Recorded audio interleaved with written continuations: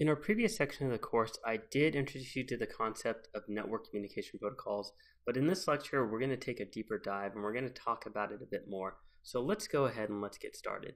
So remember when we talk about protocols in general, they are rules for communication. And when we are talking about computers communicating with one another, they have to follow what we call communication protocols. And so really, when we're talking about communication protocols, it's rules that govern how a computer can communicate with another to be able to send data back and forth. And if they don't follow these rules, then they're not going to be able to communicate because there's going to be errors that happen across the way. And we did some real life examples, and a real life example would be calling somebody on your phone. And that's a really easy way to really bring this to light and show it in a non-IT manner.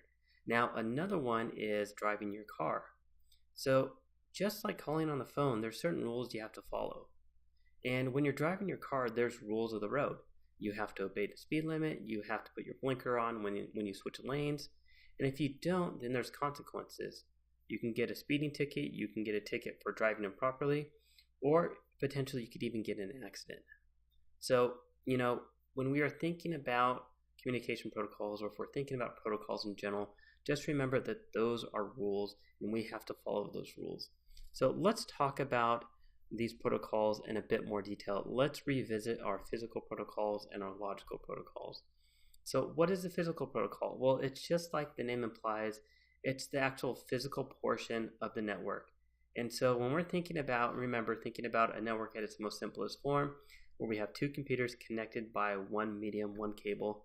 Well, that actual cable with its connectors on the end and the network interfaces that it plugs into, that's the physical protocols right there. And even the electrical signals that are going back and forth from one computer to the next, that's part of the physical protocol. Now, on the flip side, we have our logical protocols. So the logical protocols is really how software controls how the data is sent and received, and really how it's interpreted. So we have our machine code and we have all of our other programming languages in place where the software interprets that actual physical signal going back and forth, and it interprets it as a logical protocol. Now, it's okay if you really don't understand this and it doesn't make that much sense. It's going to make a lot more sense as we go through the course. So in computer networks, there's all sorts of different protocols. Physical protocols and logical protocols are just really higher categories of protocols, but there is one suite of protocols really that is the bedrock of communications on many networks today, and that's called the TCP/IP suite of protocols. And we're going to be talking about that in detail later in the course. But I did decide to give you some examples just to introduce it to you here in this lecture. I just decided to give you some of the more popular ones.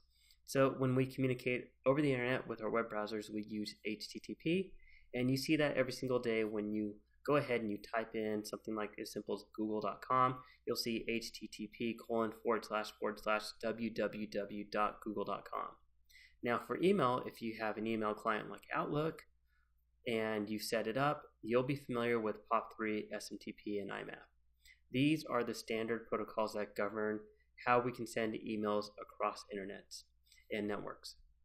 And then lastly, FTPs is a really familiar and really commonly used networking protocol in the TCP/IP suite. So if you've ever uploaded anything to the internet, you may have done it with the FTP protocol.